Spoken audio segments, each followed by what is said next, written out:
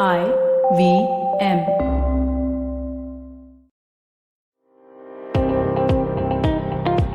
Welcome to All Things Policy, a daily podcast supported by Pragati, a flagship media initiative of the Takshashila institution. We're a bunch of policy nerds based in Bengaluru, and we like to bring a fresh perspective to Indian affairs and an Indian perspective to global affairs. So grab a cup of coffee, sit back, and join us for today's chat. Hello and welcome to All Things Policy. I'm Aditya, Pareek. Before we begin, I'd just like to mention that Takshashila Institution offer a graduate certificate program in Defense and Foreign Affairs, which would be perfect for anyone interested in today's topic. We also offer specialized courses in Tech and Policy and Health and Life Sciences. For more details, visit the link in the show notes. Technology has a strategic angle, and in recent years, it's become clear that it can shift the balance in international politics. China has also identified strategic importance of new and emerging technologies and has been making quite an impact in some of them for a while now. Today, my colleague Megha Pardhi is here with me. Megha's research focuses on China's People's Liberation Army, the PLA, and the role of emerging technologies like artificial intelligence, cybersecurity, and quantum computing in the military. She also writes a weekly newsletter, China Tech Dispatch, based on the subject. Welcome, Megha. Hi, Aditya. Thank you for inviting me. To start with, so Megha, what kind of content do you cover in your newsletter, and can you elaborate on the rationale behind your research focus on strategic tech? Yeah. So I'm an engineer. So of course, my interest in technology is kind of given. When I was deciding on what can I do, automatically I was interested in technology. But when I also wanted to focus on China, and then I realized that technology field is not just something which nerds do now. It has also a lot of strategic implications, and nation states are getting involved now. And again, the tech war between United States and China kind of dominated our news cycle for a very long time. So of course that was the starting point. But then I also wanted to know what Chinese are thinking, like specifically military leaders, because if we are talking about strategic implications of technology, we also need to know what the military academics or leaders are thinking. And I realized that one of the best ways to do that is read their official propaganda.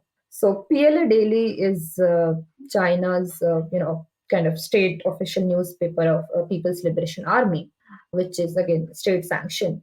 And when I started reading that daily, I realized there is a lot of talk from different academics and leaders and commanders and their own PLA affiliated universities on different aspects of technology and their applications in warfare specifically.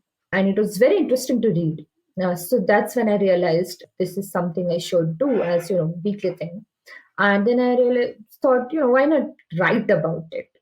I'm going to read it anyway. And whatever I'm reading, I also wanted to share that with world. So that's how I decided to start with China Tech Dispatch. Yeah, but I did not name my newsletter specifically on in military terms, because even if I talk about some strategic applications of technology, I'm still talking about technology. And there is this kind of blurry line when it comes to civil and military applications of technology. Hence the name China Tech Dispatch. So even if I might talk about artificial intelligence and quantum, it can have both implications on military also and in domestic sector also. So that's why the name. Yeah. Interesting. So, since you've been doing this for a while, you've had some editions out. So, based on your coverage, what major trends have you isolated in China's strategic tech landscape? So far, I think artificial intelligence is kind of dominates the discussion. Then there is also talk about quantum tech. So any technology which kind of connects different systems. So Internet of Things would be one of the larger trend. So interconnecting, making communications more secure, technology which can be used to attack. I won't say attack, but basically confuse systems, opponent systems. So offensive kind of applications and defensive kind of applications. Technology assists in decision making. So to help commanders or leaders who are there on battleground to help them identify between good information and bad information. So texts like that, I think, are being talked about more than in general applications. I think I'll give you one example. There's this article on different features of strategic deterrence. So I think this article was written a few weeks ago. So in this article, he was talking about biological deterrence, cognitive deterrence, psychological deterrence, and unmanned and autonomous kind of technology. So he wanted to focus on unmanned and autonomous type of applications. Then he argued about that these applications should be flexible and should have again diverse applications within this, within the frame of building strategic deterrence. Then again, this information, whatever this system we build, the information transmission throughout the system should be intuitive. So he was not talking about general theory of deterrence. He was talking about features of deterrence, and then within these features, everything was based on big data and artificial intelligence. So it's not something that they're just talking about some abstract ideas. They are talking about what exactly we should do. And that was very interesting. That's enlightening. So, on that note, folks, we'll take a short break. Don't go anywhere. Hey everybody, it's been another great week on the IVM Podcast Network. On Paisa Vaisa, Anupam talks to Vedant Krishnan along with the co-founders of FamPay, Sambal Jain and Kush Taneja. They discuss financial preparation for teenagers and how to get them started. On the Filter Coffee Podcast, Karthik speaks to Gautam Chintamani, discover his journey as a film historian, documentary filmmaker and political author. On Tere Mere Raste, Keshav explores London City through the famous underground tube. On Say No to Drama, Chetna supplies some fresh New Year reminders to keep in sight and keep in mind. And on Hansvani, hear the story Azrael Ki Pukar. It highlights the gratitude we should have for our parents. Do follow us on social media. We're IVM Podcast on Twitter, Facebook, Instagram, and LinkedIn. And remember, if you're enjoying this show or any of our other shows for that matter, please do tell a friend. Also, don't forget to rate us on any of the platforms you're listening to us on. And you can also check us out on YouTube. You can have a list of all of our shows at ivmpodcast.com/YouTube. And finally, we'd like to thank our sponsors this week, Bank of Baroda and CoinSwitch Kuber. Welcome back, folks. We're discussing China's strategic tech landscape. So, Megha, let's talk about gaps. So, we've talked about things we know and which are accessible. But what about things we wish we knew? Can you throw some light on what is hard to come by and generally what difficulties do you face tracking this space? Okay, so this question is needed. Since I'm tracking, official propaganda, sometimes it's become difficult to differentiate between what is propaganda and what is actually possible. Because if you read this article, like I highly recommend that you read my newsletter, and probably then it will be clear the kind of ideas being talked about and being elaborated are very lofty and fancy. Sometimes it makes me feel like I'm in an Avengers movie or something, or I don't know, Star Trek maybe. At least that's how I feel like it. So reading this article and then trying to go back and see what is actually happening, or is this even possible or not, that is something which I have a little difficulty in, guessing, I guess. Because again, China's whole, tech scene and research is kind of closed.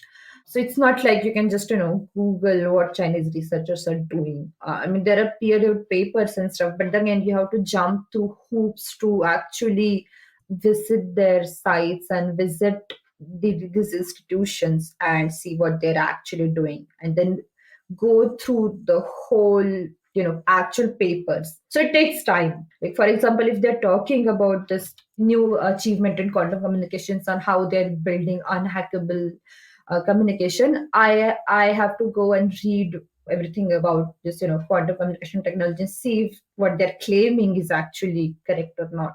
It takes time, and of course, I don't claim superiority in these domain, but seeing through all that propaganda is something what I have to, I have to be aware about. Then again, there's a language barrier. So even though I have been, learning Mandarin for quite a while now, it's still sometimes I feel that many things which get lost in translation. I have to rely on a lot of other sources to verify what I'm interpreting is actually correct or not. I often take help of my colleagues to kind of decipher the meaning behind some phrases and things like this. Yeah, but it's still very interesting to watch, because even if I can decipher 50% of what is happening there, it tells me what is their vision on few important concepts. For example, again, I'll take this information of information warfare and cognitive warfare. So when they talk about these concepts, I get an idea of what exactly they mean when they say that we have to devise a winning mechanism in intelligent warfare. So there, I know that they are talking about building very strong connection, having a good computing power. We should build things like we should build a very strong cognitive ability. So things like this are important. We should know about this. Fascinating. So, Megha, finally, since it's almost the end of the year, uh, what topics in some of your recent editions did you find the most interesting to track? I think there is a lot of literature on different type of warfare they imagine. So there might be different concepts on what is their conception of future wars basically. So throughout these issues there is this common thread that they will be talking about future wars, how future battlefield is going to be, how future war is going to be, what will be the capabilities, or things like this. So that is a common thread across all the issues which I have covered till now. And most interesting would be, I guess, the very recent issue, China's proposal at United Nations to regulate military applications or weaponizations of artificial intelligence. So this issue is where I saw, where there was this proposal from state on an international forum, and it was quite interesting to look how they view artificial intelligence or even emerging technology like artificial intelligence. Then again, there was this different issue. There are two issues actually which talked about winning mechanisms in intelligent warfare. So those were, I think, quite informative. Like, I personally enjoyed working on them. And there's one more on military civil fusion and information warfare 2021. So this was based on the US Department of Defense report on China's military. So in this issue, it kind of summarizes the report. But what I did was I tried to look what PLASSF, that is PLA's strategic support force, which again is involved in technological operations or emerging tech operations. So what are their capabilities? So what is their organizational structure? So I personally enjoyed doing that issue. So I think these would be some I can name so far. Very interesting, Megha. So, finally, would you like to recommend some sources to our listeners for getting a better understanding of the stuff that you track? Yeah, so I personally recommend Elsa Kanya's work. She has PhD from Harvard Kennedy School, and she's, I think, also fellow at Center for New American Security. So this organization tracks quite a bit of emerging tech and its application in strategic sphere. I personally like to follow the research from them. And then I also follow a lot of Chinese media and sources. So I track Science and Technology Daily. This is official newspaper of Minister of Science and Technology China. Then I also follow updates from MIIT, which is Minister of Information of China. So I mean, yeah, if you want to read on these in this field, I think going to basic source is the most important thing, because any other way would be just reading second hand information. The more you read original source, the better understanding you will have of on this topic. That would be my suggestion. Perfect, Megha. That's quite a list of resources, and we'd link the most important of them in the show notes. So on that note, folks, we'll call it a wrap. If you like today's discussion, don't forget to check out all past and future episodes of All Things Policy. If you liked our show, don't forget to check out other interesting podcasts on the IVM network. You can tune into them on the IVM Podcast app, ivmpodcast.com, or wherever you listen to your podcasts. You can also follow IVM on social media. The handle is @IVM Podcasts on Twitter, Facebook, and Instagram. And hey, if you'd like to dive into Takshashila's research on technology, strategy, and economic affairs, check us out at our Twitter handle @TakshashilaINST or our website takshashila.org.in.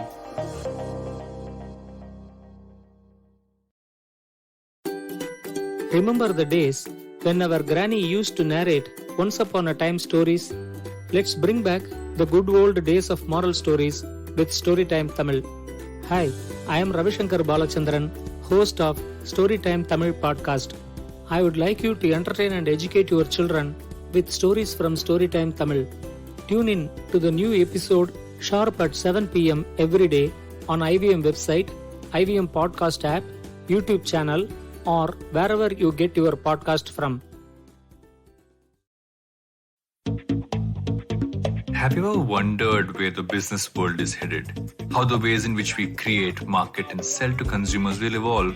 Or if we'll ever go back to wearing pants while working? For answers to all of this and more, tune into Advertising is Dead with me, Varun Dugirala. Every Tuesday, as I talk to entrepreneurs, leaders, and change makers from across business, media, marketing, and beyond. You can catch all episodes of Advertising is Dead on the IVM Podcast website, app, or wherever you get your podcast from.